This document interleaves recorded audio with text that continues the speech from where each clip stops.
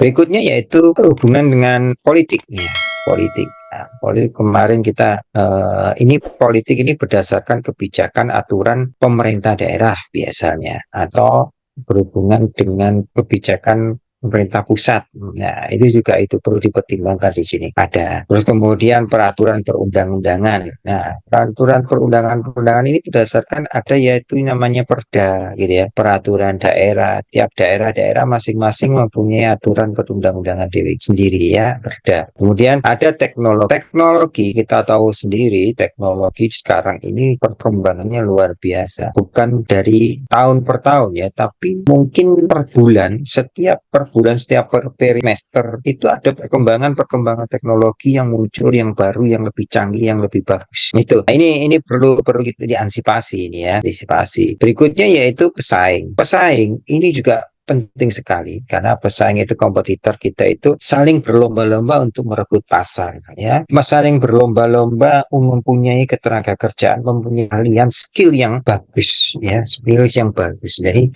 banyak pesaing-pesaing kita, SDM kita, kalau di Indonesia SDM kita juga nggak kalah ya, nggak kalah. Banyak SDM kita yang malah di luar negeri itu diakui dan mereka banyak mengambil dari tenaga kerja Indonesia yang ke luar negeri. Begitu juga tenaga asing yang mempunyai tingkat keahlian yang lebih tinggi yang tidak kita punya itu bisa masuk ke Indonesia banyak memang. Nah ini merupakan perlu pesaing-pesaing kita ini perlu bisa kita antisipasi. Makanya SDM sekarang ini perlu kita siapkan apa sih yang harus diperlukan ya, mungkin sertifikasi bidang kerja itu harus sesuai dengan ke bidang kita. Jadi kalau kita misalkan kerja di keuangan, bidangnya di keuangan, membuat laporan keuangan, terus kemudian itu harus ada, kita memiliki sertifikasi keuangan, laporan membuat keuangan gitu ya. Terus kemudian yang berhubungan dengan K3 itu harus juga ada sertifikasi K3.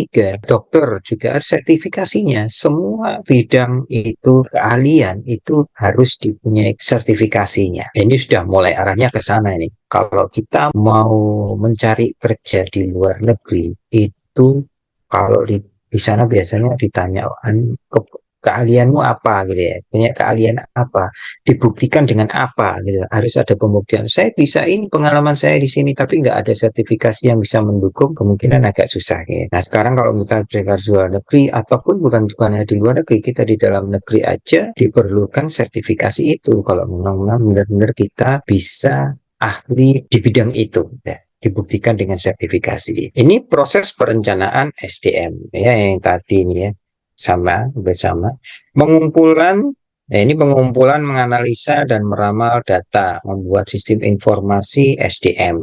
Yang kedua, menetapkan tujuan dan kebijakan SDM, mendapatkan persetujuan dukungan dari top manajemen. Top manajemen siapa ini? Top manajemen siapa biasanya? Levelnya level siapa? Top manajemen. Ini terutama ya direktur, terus kemudian supervisor, manajernya itu manajemen. Berikutnya yang ketiga, merancang dan mengimplementasikan rencana dan program. Ya, yang pertama yaitu setelah rekrutmen masuk ada suatu pelatihan, pengembangan, dan kemudian kalau karyawan tersebut dinyatakan mampu, baik ya, penilaian yang baik, kinerja yang baik, tentunya ada promosi-promosi jabatan yang ada di dalam perusahaan tersebut. Berikutnya yang keempat yaitu mengendalikan dan mengevaluasi program yang berjalan, memfasilitasi kemajuan ke arah tujuan SDM. Ya ini tadi ya, memfasilitasi kemajuan ke arah tujuan. Jadi perlu ada tool yang membantu dalam proses pelaksanaan kegiatan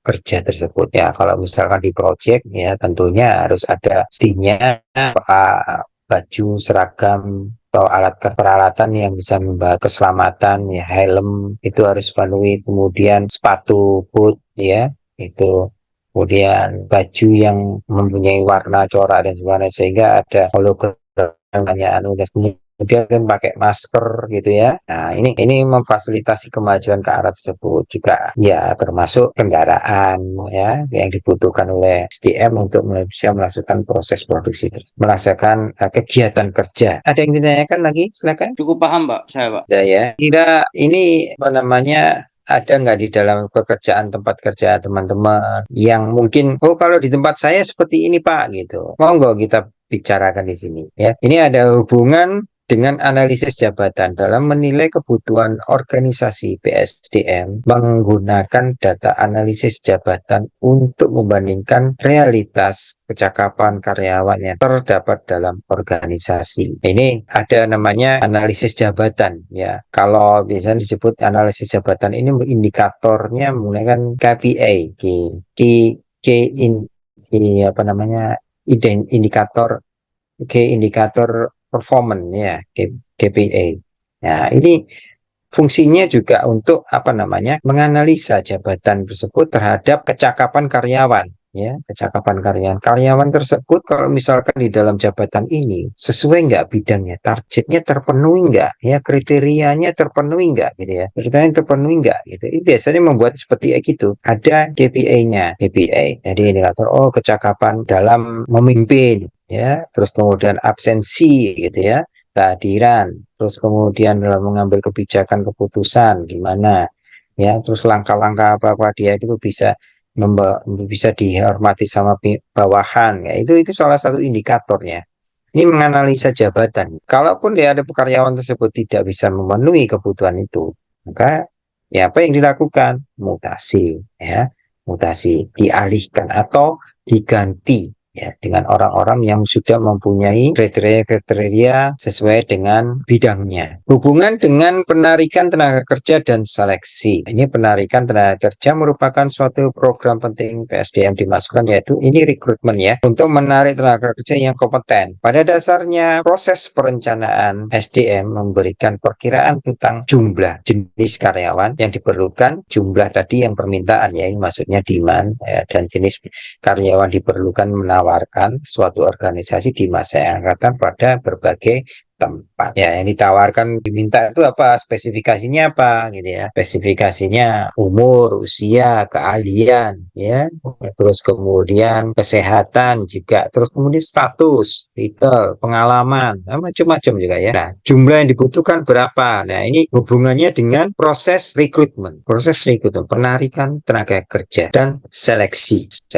Ada indikator-indikator banyak lain yang dikeluarkan di dalam seleksi pekerjaan, baik pada saat seleksi tersebut, yaitu seleksi dokumen ya, dokumen sesuai nggak dengan yang diminta, terus kemudian tes ya, tes kemampuan, terus kemudian interview ya, setelah interview biasanya ada tes kesehatan dan sebagainya. Nah, seperti itu. Kalau memang benar-benar ini memenuhi, baru karyawan tersebut bisa ditarik sebagai tenaga kerja. Nah, ini hubungan dengan perencanaan karir. Kalau ini kan sudah menjadi karyawan nih tentunya. Tentunya karyawan itu tidak hanya menetap di jabatan yang sama selama bertahun-tahun. Tentunya dia sudah, kalau sudah mencakupi jabatan yang lama di situ, tentunya dia mempunyai pengalaman-pengalaman yang tinggi, sehingga perlunya adanya perencanaan karir ya, mengembangkan naik ke atas, naik ke atas, naik ke atas. Karyawan yang bagus itu naiknya selalu ke atas. Tapi kalau naiknya tuh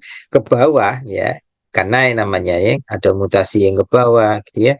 Nah, ini perlu ada pembinaan-pembinaan yang lebih khusus daripada karyawan tersebut, kepada karyawan tersebut ya. Ini di sini ada meramalkan mengenai lowongan-lowongan jabatan yang diperkirakan, terus memberikan harapan layak pada karyawan mengenai kesempatan dan memperoleh kemajuan ya. Ini memperoleh kemajuan yang ada peningkatan jabatan ya, terus kemudian tunjangan ya, tunjangan macam-macam, tunjangan jabatan, tunjangan istri, anak, pendidikan, mana itu ada di dalam perusahaan saya. Ini untuk menambah pengetahuan manajemen tentang aliran sumber daya manusia yang mungkin terjadi di seluruh organisasi perusahaan.